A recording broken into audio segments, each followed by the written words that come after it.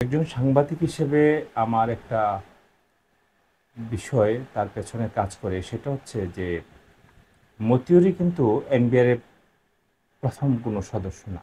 এর আগে বহু ব্যক্তি, বহু মানুষ এই এনবিআর এর সদস্য পদে ছিলেন এবং আরও পরবর্তী পর্যায়ে আসবেন, কিন্তু একমাত্র মতিউর কিন্তু এনবিআরকে ব্যবহার করে হাজার কোটি টাকার মালিক হয়েছেন, যেটা তদন্তে প্রমাণিত হচ্ছে। সাংবাদিকদের বিভিন্ন রিপোর্টে উঠে আসছে। কারণটা হচ্ছে কি, যে উনি অনেকে হয়তো টাকা পয়সা এখান থেকে কামায় বা কামাচ্ছে, কিন্তু সেটা থাকে নেপথ্যে। কিন্তু ওনার কিন্তু ওই যে মানে বাবুগিরি দেখাতে যে উনি ধরা হয়ে গেছে। সেটা কেমন? তার দ্বিতীয় ঘরের সন্তান ইফাত যখন 12 লক্ষ টাকাতে একটা ছাগল কিনলো, যেহেতু একটি ছাগলের দাম 12 লাখ টাকা, সেটা মিডিয়ায় খুব চাউর হলো। সেই মিডিয়া চাউর হওয়ার কারণে কিন্তু আপনার এখানে এই বিষয়টা উঠে আসছে এবং সবাই কিন্তু এটার পেছনে ছুটলো। ছুটতে ছুটতে দেখা গেল যে মতিউরের ছাগল কাণ্ডর বিষয় না, মতিউরের ছেলের ছাগল নিয়ে বিষয় না, বিষয়টা হচ্ছে মতিউরের স্ত্রীরাও প্রত্যেকেই কিন্তু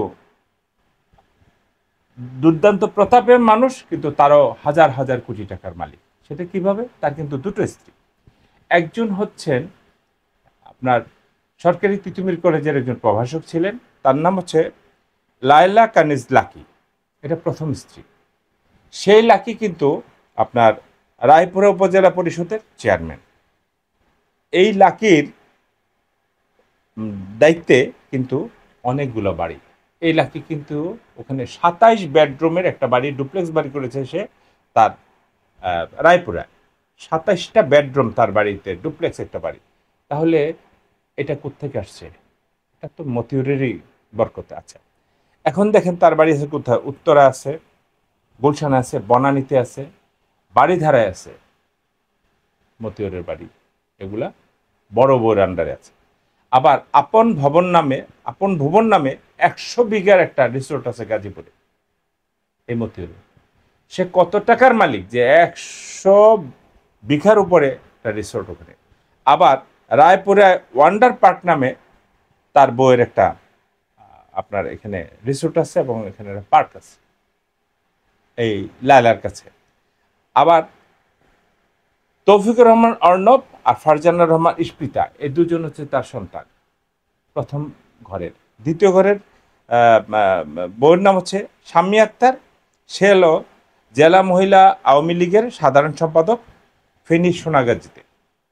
তাহলে প্রথম বউ হচ্ছে দুর্যোগ ত্রাণ ও সমাজ কল্যাণ সম্পাদক ফেনী, না ইয়েতে, এটা হচ্ছে নরসিংদী রায়পুরা। সে আওয়ামী লীগের রাজনীতি করে। দ্বিতীয় বউ সেও কিন্তু আওয়ামী লীগের রাজনীতি করে। আওয়ামী লীগকে ব্যবহার করে তারা হাজার হাজার কোটি টাকার মালিক হচ্ছে। এই মতিউর এই তার বউদের মাধ্যমে এগুলা আত্মসাৎ করার চেষ্টা করছিল, যেগুলা নিউজে চলে আসছে এখন। আচ্ছা, তারপরে এই মতিউরের দ্বিতীয় বউর কিন্তু ছেলে কিন্তু ইফাত, আর বড় বউর ছেলে হচ্ছে তৌফিকুর রহমান অর্ণব আর ফারজানা রহমান ইস্পিতা, যে বিদেশে থাকে।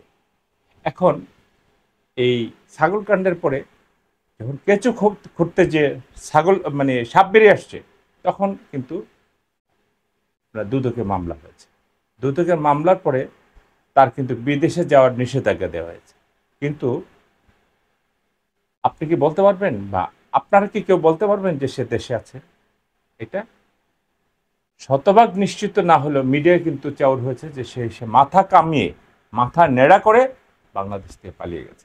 বাংলাদেশ থেকে পালিয়ে যাওয়ার পরে সে, তার স্ত্রী এবং তার ছেলে, যাদের বিরুদ্ধে দুদকের নিষেধাজ্ঞা দেওয়া হয়েছে, তারা কিন্তু বাংলাদেশ ছেড়ে চলে গেছে। এখন চলে যাওয়ার পরে যদি আপনি নিষেধাজ্ঞা দেন আর আমাকে খোঁজেন, লাভ কি? আমি তো পালিয়ে গেছি। তো মতিউর যদি পালিয়ে যেয়ে থাকে, তারপরে যদি নিষেধাজ্ঞা দেওয়া হয়, তাহলে তো তাকে বাংলাদেশের কথা পাওয়া যাবে না। এদেশের মানুষের হাজার কোটি টাকা লোপাট করলো যারা, তারাই দেশ ত্যাগ করে চলে গেল। এই যে মতিউর কাণ্ড, মতিউরটা কেন কাণ্ড? এটা হলো যে মানে গ্রামে একটা কথা বলে, অল্প বিদ্যায় ভয়ঙ্করী। অল্প পানির মাছ বেশি পানিতে পড়লে টাপুর টুপুর করে। তাদের কাছে টাকা আছে, জনগণের টাকা তারা লোপাট করছে, কিন্তু ওই লোপাট করে যখন ঈদের মধ্যে বড় কিছু দেখাইতে গেল, বিশাল কিছু, দিবে কোরবানি একটা বিদেশি জাতের অমুক প্রজাতির তমুক প্রজাতির ছাগল। আরে বাবা, কোরবানির মধ্যে প্রজাতি দিয়ে কি করবে? তুমি তো এটা আল্লাহর হস্তে দিবা কোরবানি। সেই প্রজাতি দেখাইতে, বিদেশি প্রজাতি, দামি প্রজাতি দেখাইতে যেয়ে কিন্তু আজকে মতিউর ধরা খেল। মতিউরের বউ যারা আছে তারাও কি পালিয়ে গিয়েছে? হ্যাঁ, মিডিয়া তো তাই বলে যে তার স্ত্রী, কন্যা, পুত্র সহ সে দেশ থেকে পালিয়ে গেছে।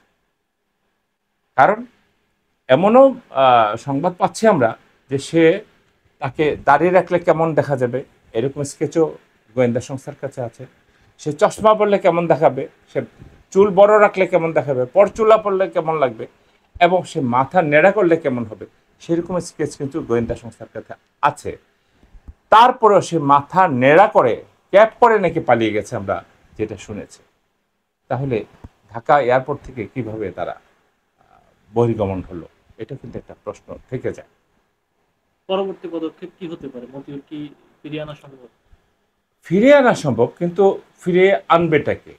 বিড়ালের গলায় ঘন্টা বাঁধবে, কিন্তু ঘন্টাটা বাঁধবে কে? ঘন্টা বাঁধার তো কোনো অবস্থা এখানে নাই। কেন নাই? মতিউরের আগেও বাংলাদেশে অনেক সরকারি কর্মকর্তার কিন্তু এরকম টাকা পয়সা, ধন দৌলত, বিদেশে অর্থ সম্পদের পাহাড় ধরা পড়েছে। কিন্তু আজ পর্যন্ত কি আপনারা দেখেছেন যে সেই বিদেশ থেকে সেই টাকাটা ফেরত আসছে, বা ওই লোকের সেই অর্থ সম্পদ ক্রয় করা হয়েছে? তা তো হয় না। সবসময় দেখবেন যে ঘটনা ঘটার পরেই একটা তদন্ত কমিটি গঠন করা হয়। সেই তদন্ত কমিটি গঠন করা হয় সেটা